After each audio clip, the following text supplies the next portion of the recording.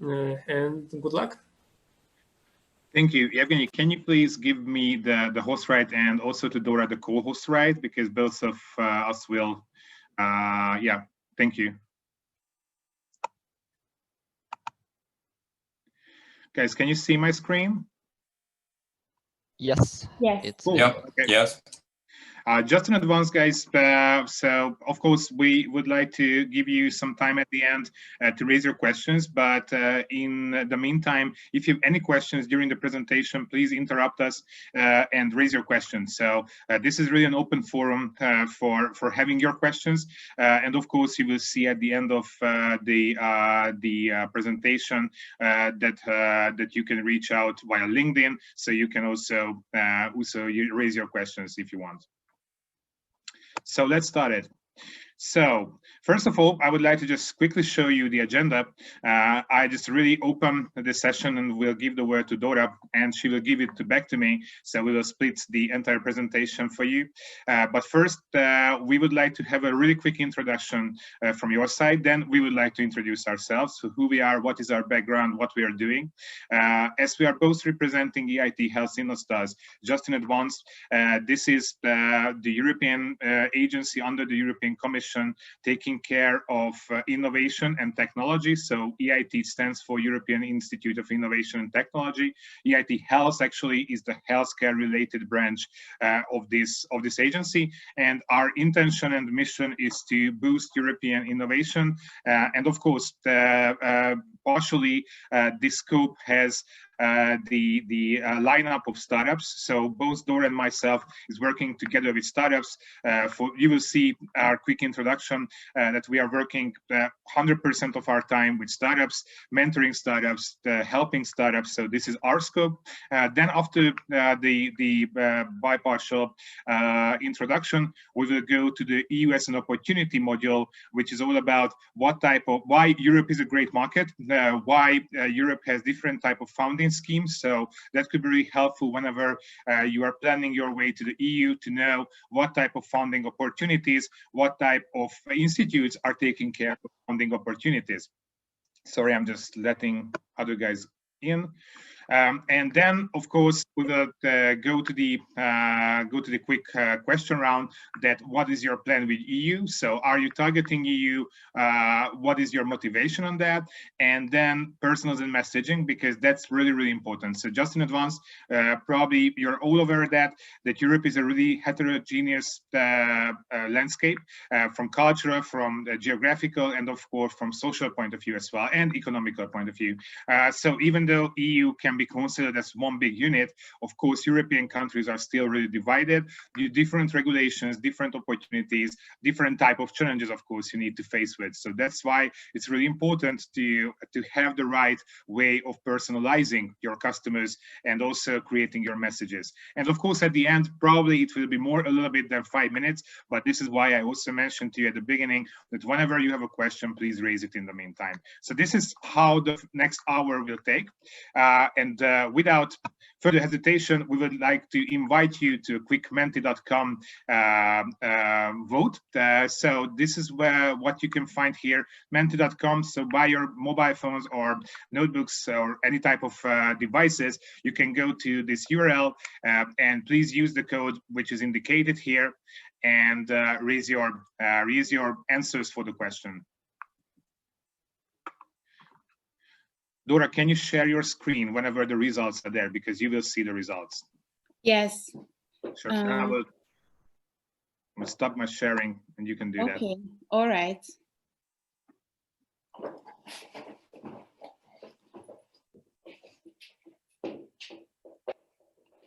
Can you see it? Yes, we do.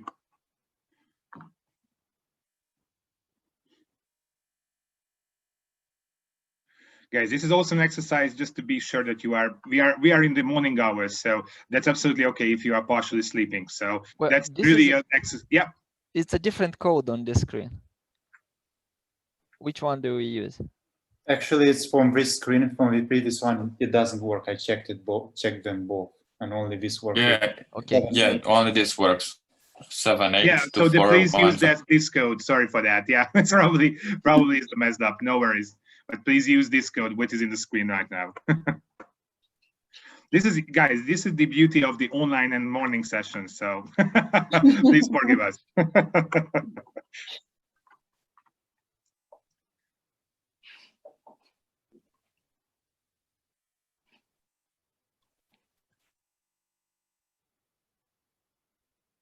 Okay.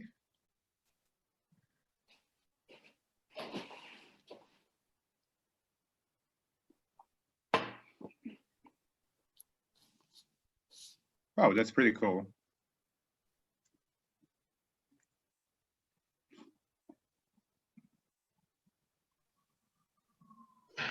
But That's there is great. no option like when you have a minimum viable product, but you don't have yet a company.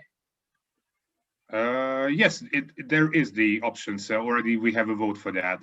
I have a prototype, but I don't have company yet. Of course, Yeah. prototype, and I get the point. So prototype and MVP, guys, is pretty close to each other. So sometimes it's really hard to differentiate what is minimal viable product and what is prototype, because that's a really red thin line. So if you have an MVP but don't have a company yet, please vote for the I have prototype, but I don't have a company. Already done. Already done. Okay, cool. Okay, so if I'm right that most of you are around to enter the market, and who voted for the yellow one? So my company targets international markets from day one. Just a really quick one sentence, guys, that do you already have the MVP or prototype, or are you already on the market or the local market? So what is your status on that? We do have the MVP. And Okay. we are in the market.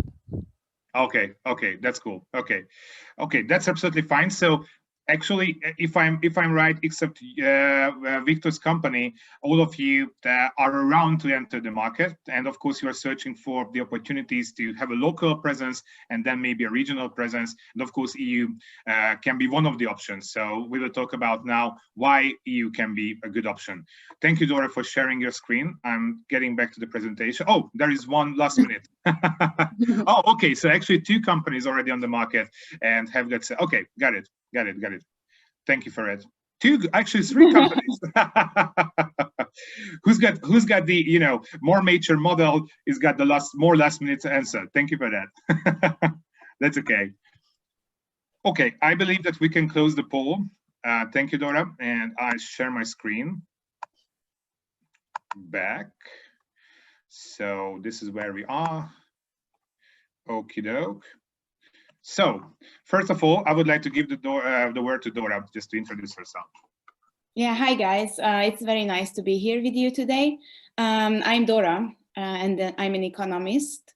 I have around 10 years of experience, mainly in management and the business modeling, working internationally. But my target is the transition economy, so Central and Eastern European economies. Basically, as Tamás already mentioned in the intro, I work with very early stage startups. So basically, they are not yet startups. They are scientific teams who want to create their startup. And basically, that's a 1 year long program. And at the end of the program, they are ready and they have the knowledge. They have the right business model, they have a target customer, they validated their business model with them, and they are ready to start their startup. So basically, I'm helping them to kick the story off. Thank you, Dóra.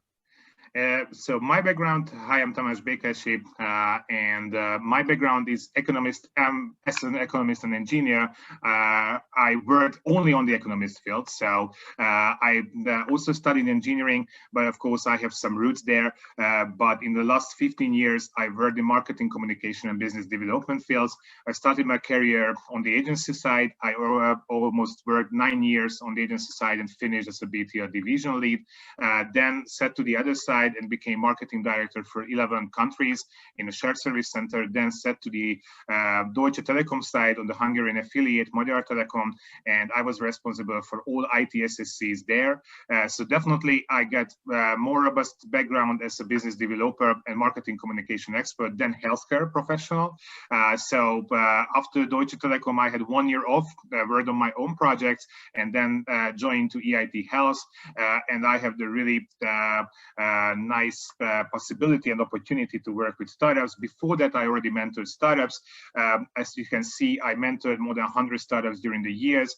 And I'm working mostly with MVP prototype stage startups. So that's why I really liked the result of the poll, because as you can see in my background, one of our program is InnoStars Awards, which is definitely focusing on MVP and prototype stage companies. We are helping them to get some extra funding. We are helping them to get some additional education through boot camps, trainings, and of course mentorings, personal mentorings. And we are also providing stages, international stage for startups to get known by investors and different type of professional partners, corporates, in order to have some cooperation between them. So this is pretty much what we are doing. As you can see, both of us has a really solid background on the business side. So again, if you have further questions after this training as well, just let us know. We are happy to help you. And then I would give the word to Dóra. Thanks so much, Tamás.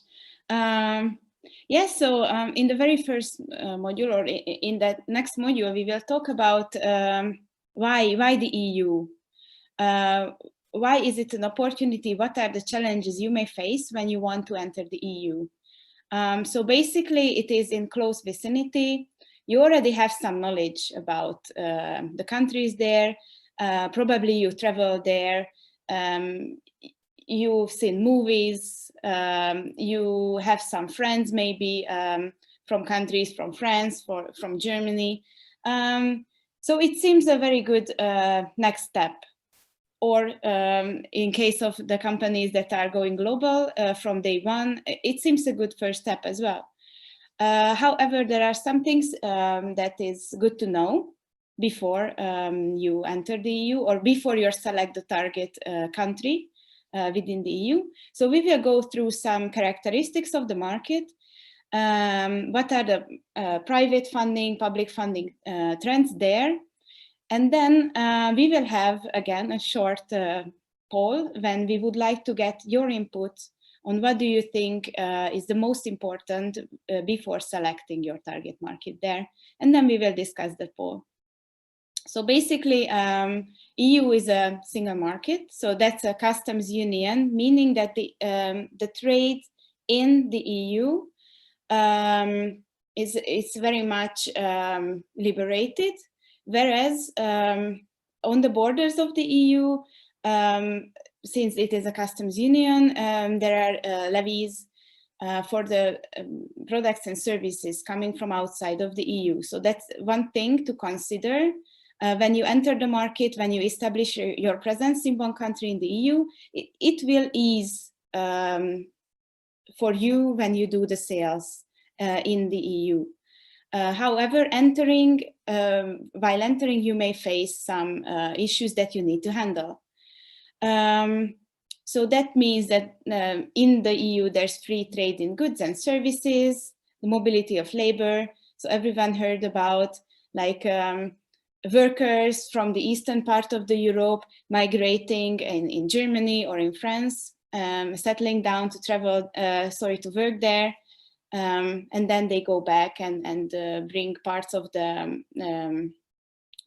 wages that they earn in their home country.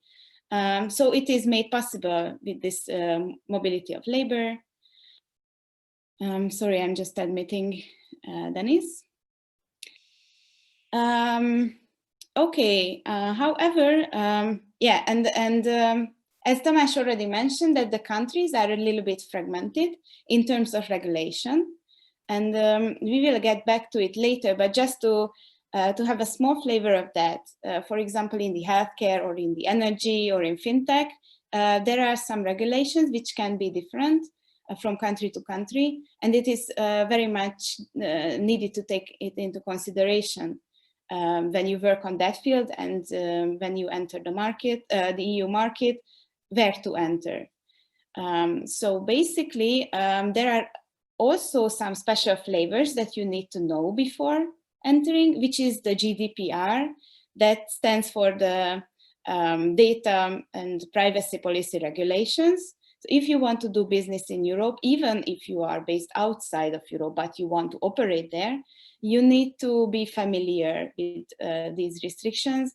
And these are very much taken into consideration quite heavily, and it can put some extra costs on your startup when you want to accommodate the GDPR requirements.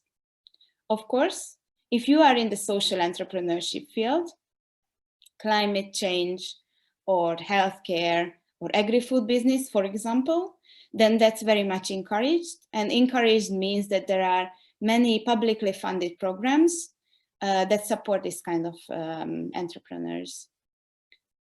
Next slide, please. Yeah, thank you. So without wasting too much time on this slide, basically we just wanted to show where the EU stands in comparison with the leading economies in terms of innovation. So it has a quite good progress, basically, and then the increase rate of the startups coming from the EU and the innovations coming out of the EU that occupies a quite significant place. And then maybe here, what is important to mention is that the performance increased in most in Lithuania, Greece, Latvia, and Malta. So these are the countries which lag behind. And if you can go to the next slide, please, because it connects. Yeah, just one thing to add is that that you can see that EU is in the top, let's say, quarter or top third, and that's important to mention here and can be a help for you. That EU has really strong intention to boost its performance, and the whole EU thinks about these boosts by supporting startups, by supporting innovators. So whenever you establish your company in the EU, you can have different, how Dóra already mentioned, have different type of funds, and EU has a really strong intention and strong will to support you in order to boost the performance in the entire region and get into the level of Japan, Australia, Canada, and South Korea. So that can be a really, and these are the golden ages of being an innovator in Europe. So that's this kind of current situation of the EU in the performance scale can be a huge opportunity for you. Yes, that's very important to know. Thank you, Tamás. Okay, so this is a snapshot about. Sorry, guys. Can I have one question? Yes. Did you have? You will leave us some information about you where we can contact you and ask for different help in this kind of funds and other stuff. Yes, yes, of course. So Sure. we will copy paste our LinkedIn page into the chat. Okay. Yes, and also in the chat, I'm giving you the email address. So yes, while Dóra is presenting, I will give mine, and whenever I'm presenting, Dóra will give hers. And okay, thank you very much. Yes, feel free to reach out to us. One more question, please, if I may. Sure. Does all this COVID thing, pandemic, affect the overall European growth and, well, investment in startups and things like that? Yes. So what we have experienced so far, that basically the startup supporting system is innovative as the startups as well. So basically what we've seen is that a quick change was made to put everything in an online mode. So there were some delays in like executing the programs, but the programs were executed in online. So there were, and there are currently as well, some meetups when investors and startups can meet in the online phase, in the online space. There are some funding programs that are ongoing. Accelerators could move online, incubators could move online.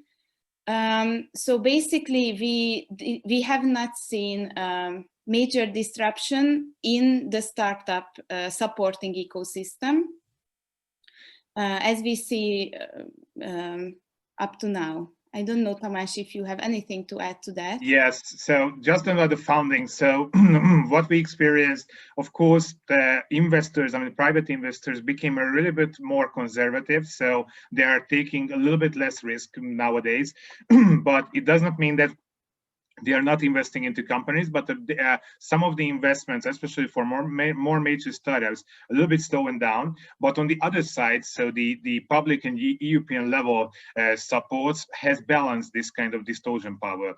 So actually, just in EIT Health, we also have Startup Rescue Instrument, which is together with the European Central Bank. So that's Innovation Bank, sorry. So it's a joint program to help out startups who already got some investments, but they are now looking for other investments. But because of the COVID-19, their investment portfolio has been slowing down. So actually, these two powers, a little bit slowing down on the investor side, but fastening on the public side, has balanced each other. And how Dóra mentioned, all programs, we do see that actually not less program is now for startups, but more, because especially on the social entrepreneurship part, so like Dóra mentioned, healthcare, climate change, all these things, especially healthcare, now many new funds has been raised, many new programs has been initiated. So I believe that I could talk on behalf of Dóra as well, that we both see as a trigger point of COVID-19 for innovation, not a fallback scenario. So that's a kind of positive output of the COVID-19 at least. So Okay, thank you. And one more question, if I may. A few days ago, during this boot camp, we had a presentation where we were told that the EU funds related to governments usually ask to move the headquarters to that country, or well, to EU at least. Is it true? Yes. So most of these, so it's not really national based. So so what you just mentioned, the first part, it's not entirely valid, because usually European funds can be applied centrally. So you don't need to turn to a certain national government, because there are national level, let's say, funds and EU level funds. And EU level funds can be, most of the occasions, at least, can be applied through agencies like us. But yes, definitely you need to move at least one of your branch, one of your legal entities. So you should not move to your HQ to the EU, but at least a sister company to the EU, which can be a legal entity for the application. So definitely you need a European legal entity to go for European funds. Yes, that's true. Thank you. But do UK companies count right now, or they are totally out of the EU space? Yeah, good question. Still, yes. So at the moment, if I need to answer for now, yes, that's true. So UK companies are still can apply for EU funds, but the uncertainty is there. So we don't know, like in 1 year time, it's up to you how the negotiations between UK and EU is going on, how fast they are, what is the agreement at the end of the day. But there is an uncertainty for the UK companies, definitely for the upcoming years, whenever they want to apply for EU funds. So if you are now, looking for a new location, maybe UK it's not the best choice. So everything else, which is then the UK. So everything can come. And guys, I just in advance, as a kind of good hint, if you don't want to, because definitely you don't want to move to another country, so I would really recommend you the Estonian e-registration system. Estonia is pretty advanced on that. So you can legislate your company in Estonia without crossing the border, without having let's say, a permanent living way in Estonia. So you can do it in digital. You can have a digital company in Estonia, and from that point, you can go for EU funds. Of course, it takes a little bit of money, but at least you don't need to move to the country. You don't need to live there. You don't need to make, let's say, physical work in Estonia. Okay, thank you. Sure thing. Sorry, Dora. No, no worries. But partly we covered something that I wanted to mention here. So let's move, please. And let's jump into, yeah, because we are coming short on time. All right, so the funding landscape. As we already covered some parts of it, then the European Commission wants to incentivize innovations to really bring down the barriers before startups. So if we can move to the next slide, please. Tamás? Okay, thank you so much. So with that, and without wasting much time on that, we found a chart until 2018, unfortunately, but what I would like to show here, it is connected a little bit to the question before. So we can see here that in 2008, there was the global financial crisis.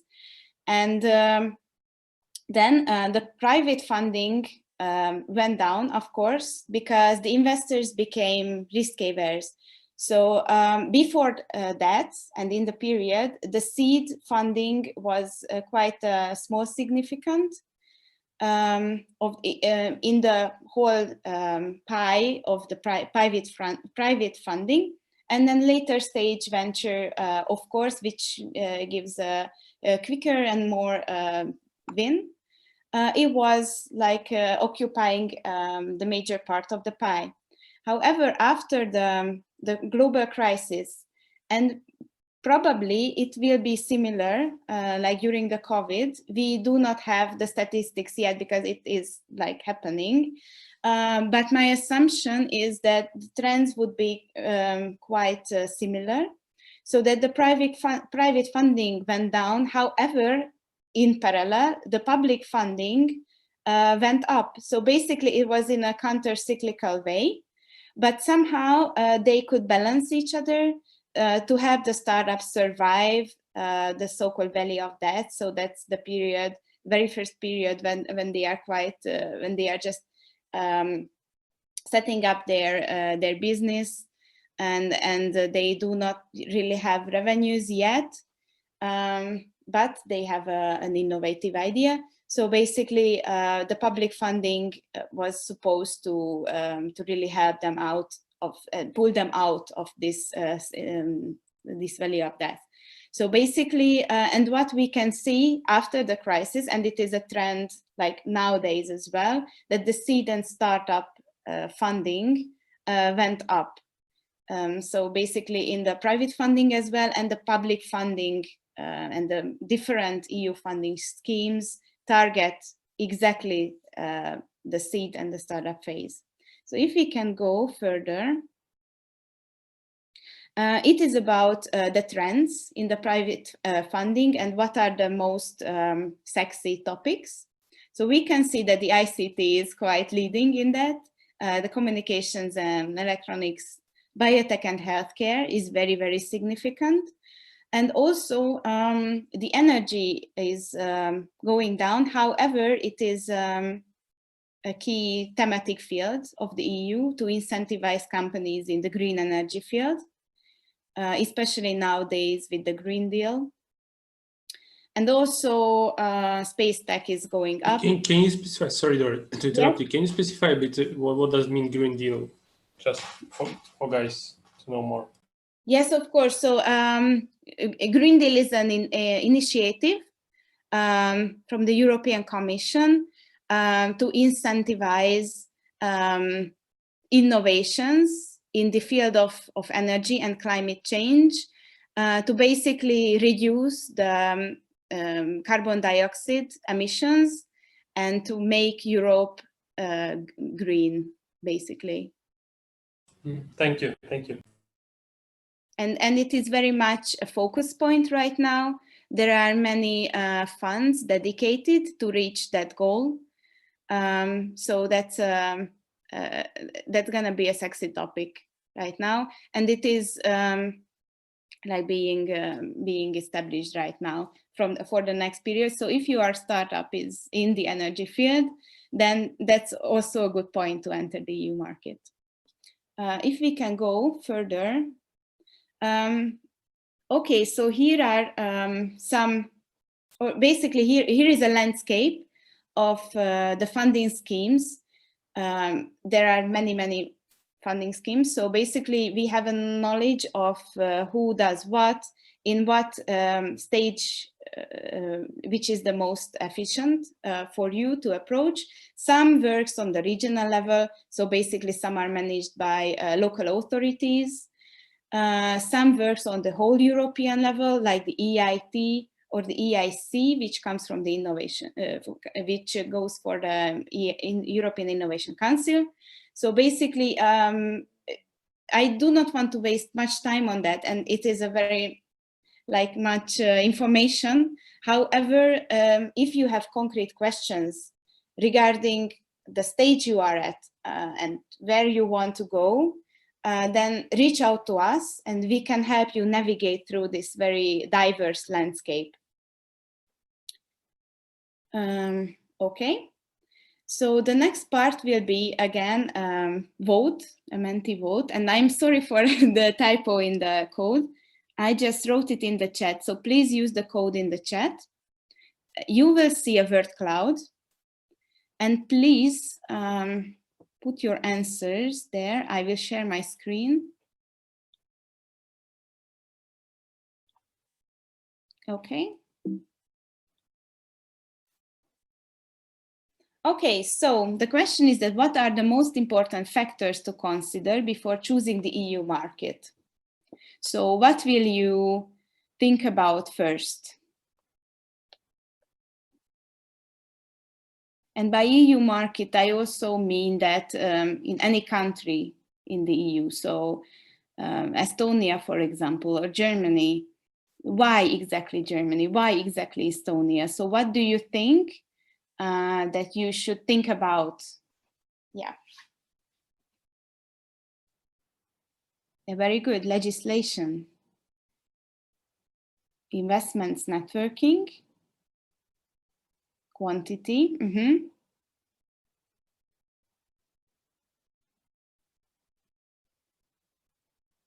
GDPR. Yes.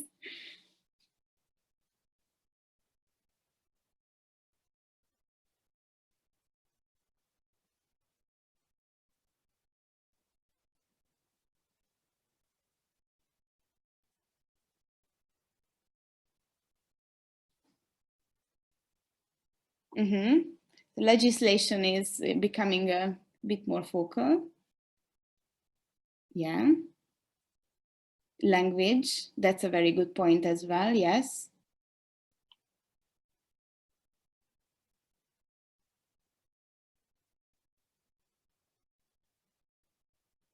Okay, just in the meantime, while we are still waiting for some answers to that poll, does any one of you have already an idea or an intention where to enter the EU market? And if so, could you share it with us? May I speak? Yeah. Yes, of course. Sorry, I can't take part in the poll because I'm driving right now, but our company is well related to digitalizing a lot of different aspects of wine industry. Including like we launched online wine tastings with prior delivery of the wine to the shipping address. We already why we are not starting the day from this?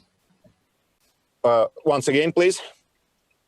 Why we are not starting our days during this bootcamp of wine tasting? Yeah, I might think about it, but we just found a logistic partner in EU to deliver Moldovan wine. We had the first online wine tasting during among the diaspora, well, the Moldovians who moved to EU. and now plan to make English wine tastings in English language, at least in English. So we with one of our projects, we entered the EU, and now we are finishing smart wine storage with monitoring all the parameters like temperature, humidity, the geoposition of your bottle, that it stays exactly in that storage. We are starting in Moldova, but plan to go to EU as fast as we can because it's our main project, and it involves wine investment too. Sounds really good. That's a pretty good idea, especially these days. I believe online wine tasting is a really good idea. So yeah, we started late, so we missed the first part of the COVID, and when we started, it was actually the first day when the limitations were lifted and everybody rushed outside to the bars, to the terraces, and so we didn't do very well, but we had a decent number of customers for the first 2 months, June and July.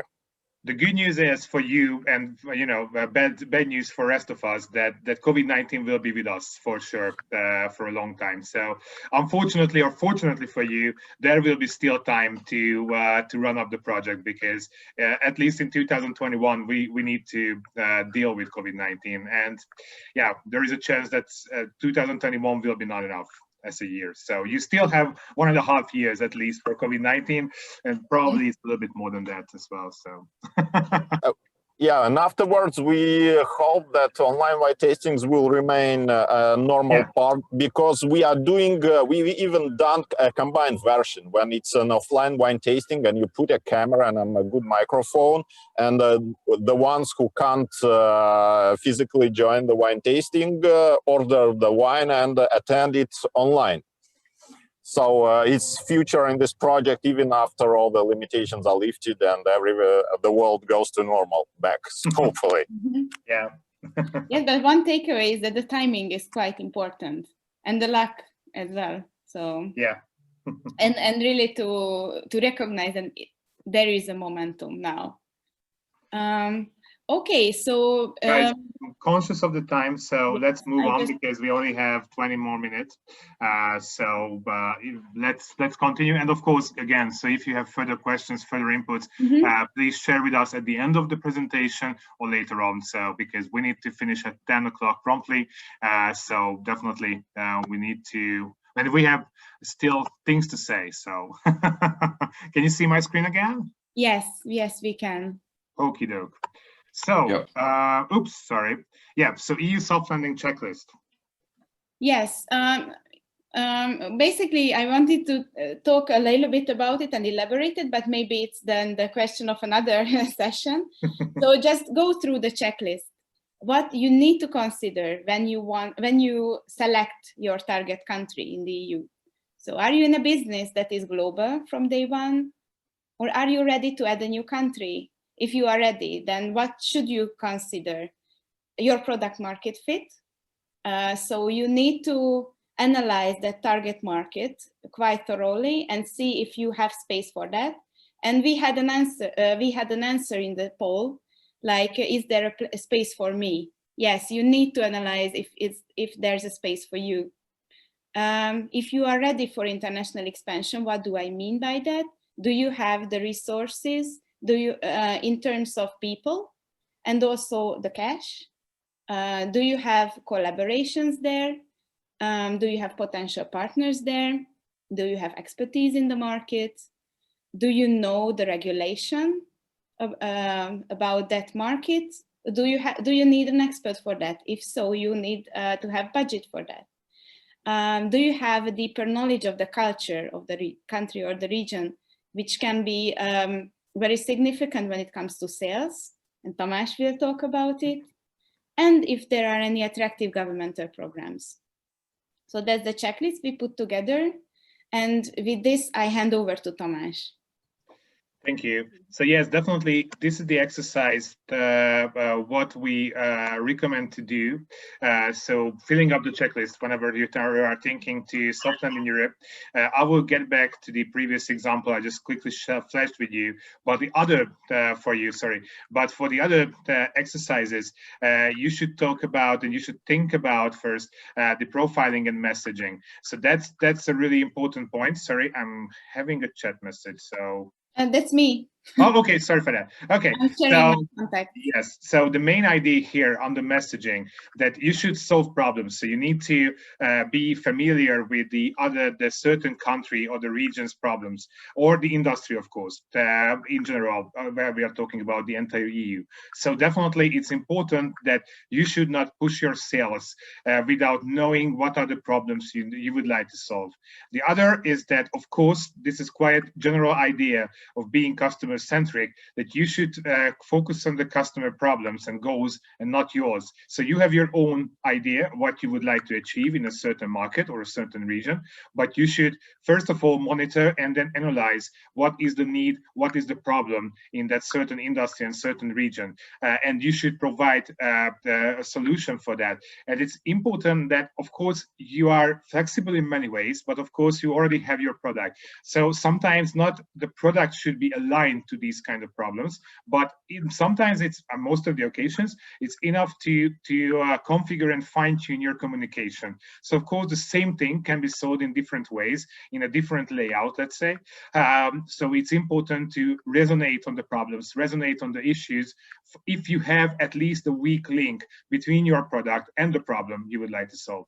It's important that, of course, we are selling the features, so not the product itself. Of course, the product by product, industry by industry, it's a little bit different how the technical details, how the technical content is heavy. But especially if we are talking about deep tech products, it's important to be commonly understandable. So you need to know, this is also applicable for the European market, that decision makers usually are not in that deeply on that certain industry they are representing. So usually they are decision makers as business guys. They have some ideas and some knowledge on the technical content, but you should make the proper balance. So you should, of course, serve your product in a serious, let's say, surroundings. But besides that, you need to be commonly understandable. So you should easily communicate your features, what is actually differentiating from you, not just from the market, but from the competitor as well. And of course, you should focus on the benefits, the results, the rewards, and ROI. So ROI, it's in this manner is really important. So whenever you are searching for European B2C or B2B customers, it's important that you should show up the value. So you should show up that what type of extra additional profit, value, time saving, etc. can be done. And for healthcare products, it's important to have the savings. So sometimes social impacted projects does not really have the extra profit opportunity, because it's not all about that. But you should then reverse the engineering and point out the possible savings you can reach out with your product. So that's also a return of investment. You should never ever forget it, that it's not about just purely extra money. It can be cost saving on the other side. And of course, you should clearly identify your value proposition, and you should clearly communicate towards the customers. So who is your customer? This is a kind of funnel model I would like to present to you. So these are the main hints you can see on the left side. So get specific and take time to profile your customers. You should never ever forget that customers are human beings always. So it's, of course, it's not just for Europe, it's for the entire world.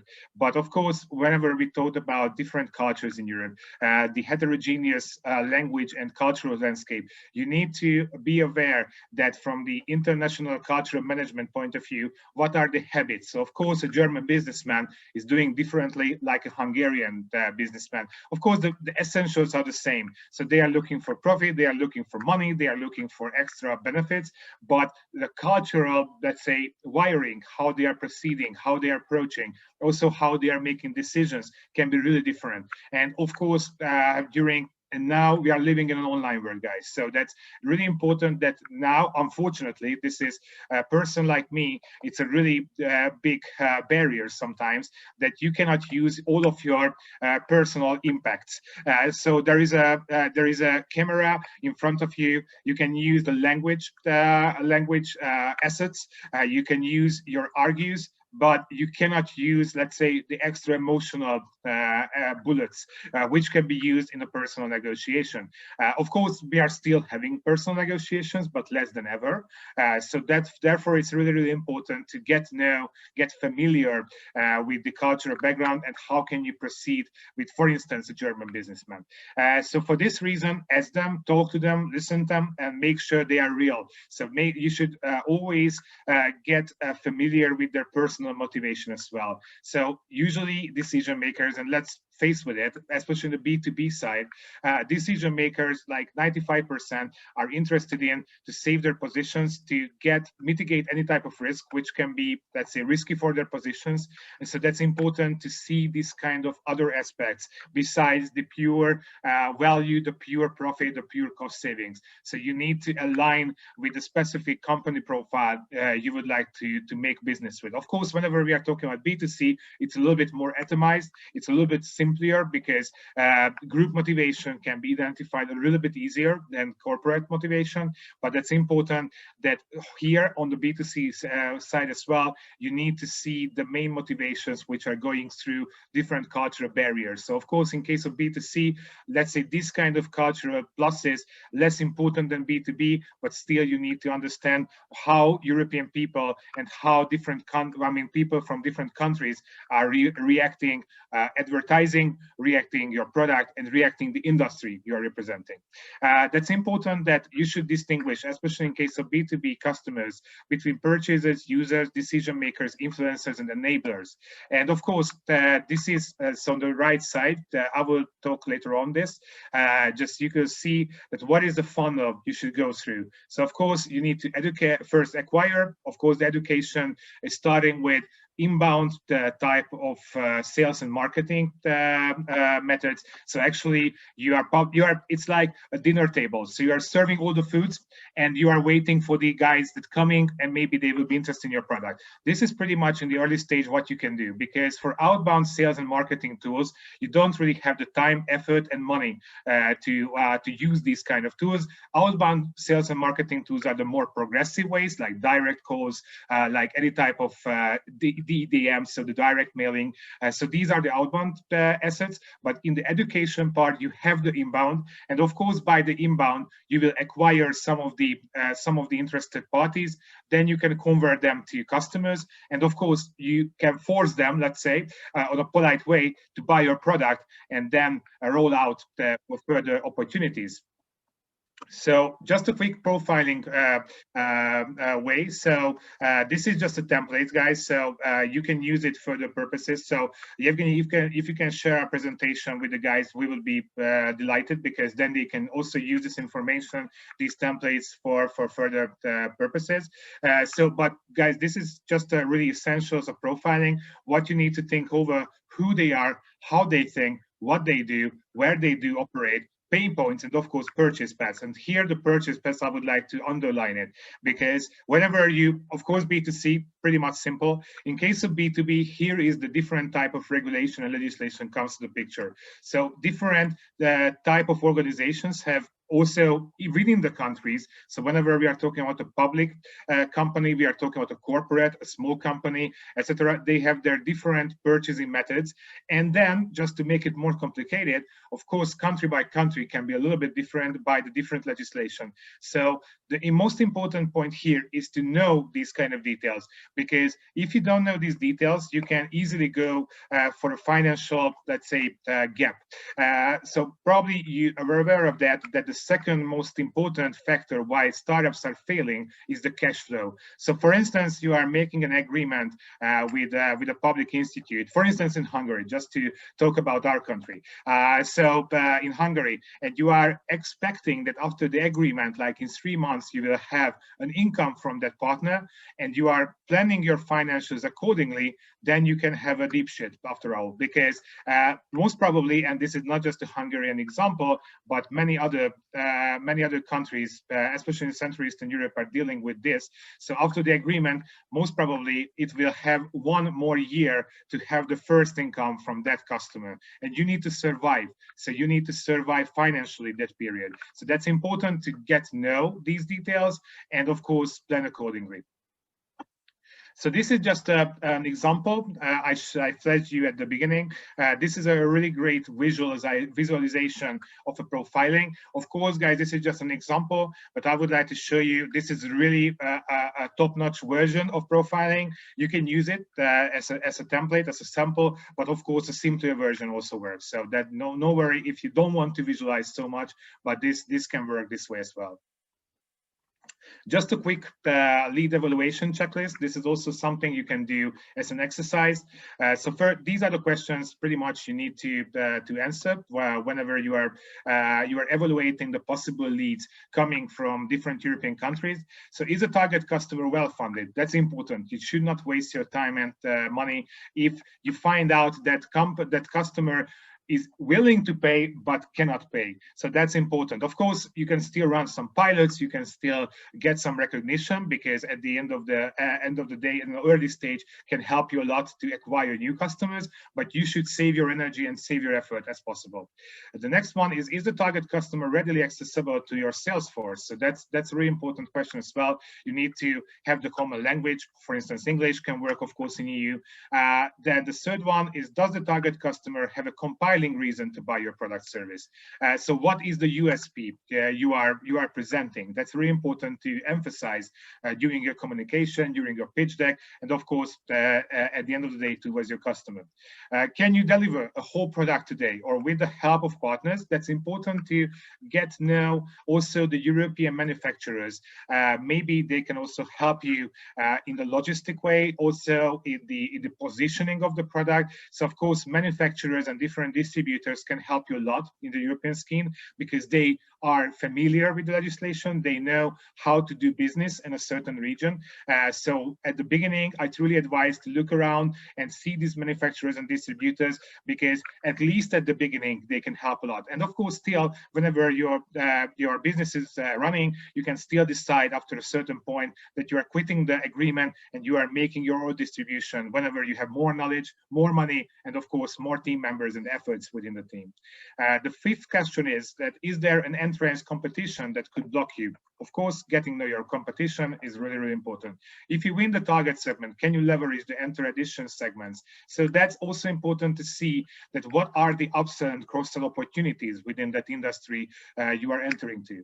And so the last question, is the market consistent with values, passions, and goals of the funding team? So that's, of course, whenever you have more and more investors, you have more and more source of money, you of course need to evaluate this part. Probably this is the less important from the checklist, but that's also important that you should keep the motivation of your investors, you should keep the motivation of your team, and of course you should not go into a short-term business just because there are some euros there, but in long term in long term can make a negative impact on your business. So that's also important, but let's face with it, that is the at least important point in the checklist. And guys, just a final quick Menti. With the new code, Dóra just wrote it in the chat, so please use that code. And this is the final question, and of course we have still 4 minutes, so please be quick. We are quickly just evaluating it, and if you have any questions, please raise it. And again, after that, so I already Dóra also wrote it, her email address, so you can reach out anytime, and you can raise your questions further on. And I'm just stopping sharing and giving the yes.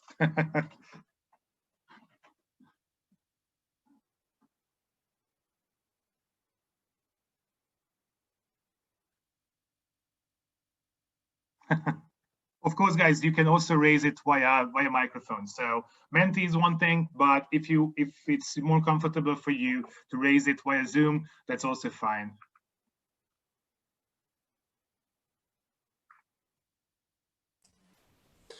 Tamás, I have a question. Sorry, I didn't write it. So, can you give us an example of some European programs when they grant by cash, for example, just to understand what can be an average a level of support on monetary from a monetary point of view?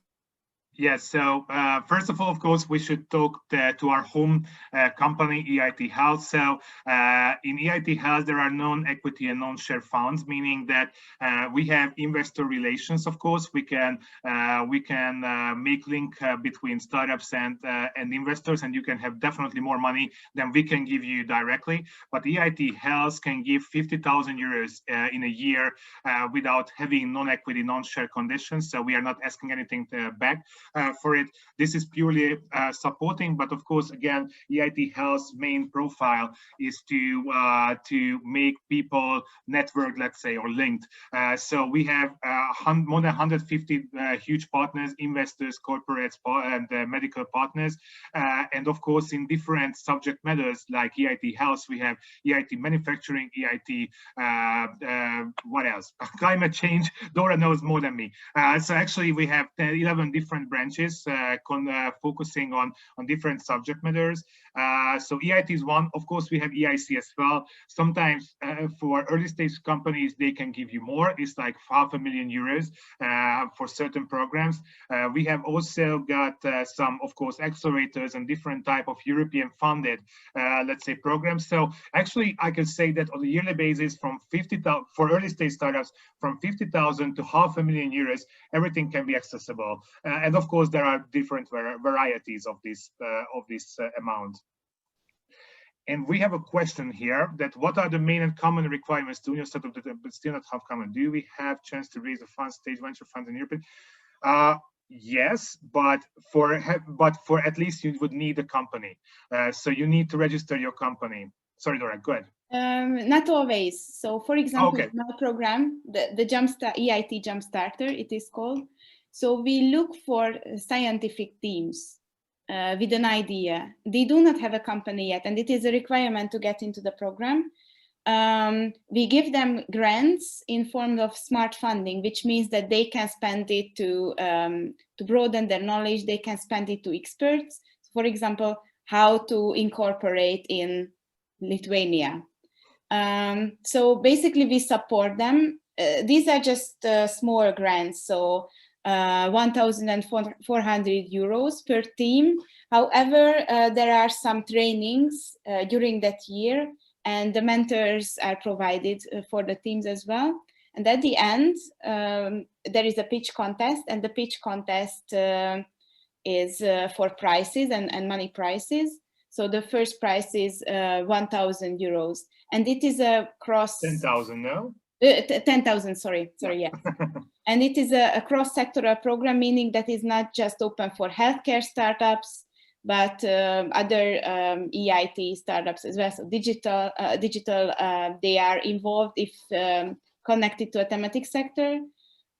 So basically energy, agri-food, raw materials, urban mobility, manufacturing, they are also, they can also come to that competition. So for that, we do not require a company. And Moldovan startup teams, they are eligible to participate. So I encourage you to check out the EIT Jumpstarter.eu, like somewhere around the beginning of next year. Yeah, so this is the whole picture, but getting back to the first point, so venture funds, unfortunately, in my experience, you would need to have a company because you need to be registered in order to have funds from investors. But of course, how Dóra mentioned, there are certain European programs like Jumpstarter, which are not expecting a registered company. But again, if you need more money, so venture funds, you need to register your company. So that's unfortunately a prerequisite. And one more thought, if I may, I forgot it in the beginning. So basically, this is the stage that is perfect for getting public funding, because for the public funding, which comes like in the form of grants or prizes or anything, usually they are equity free. When you go for venture funds, you need to dedicate the parts of your company to the VC. So basically, in this very initial starting phase, a better choice is to go for a public funding program. Yes, so sorry to interrupt you. I believe this is a hot topic in any case. So guys, please, our startuppers, please write down the emails and address your questions straight forwards to Dóra and Tamás. From our side, I would like to thank you guys very, very much for this presentation. So it was very interesting, and so it raises discussion in the middle and the end. So it means that the topic is really interesting to the guys. So thank you so much. Thank you for your time. Thank you for your support. Good luck. Take care, and hope to see you soon online.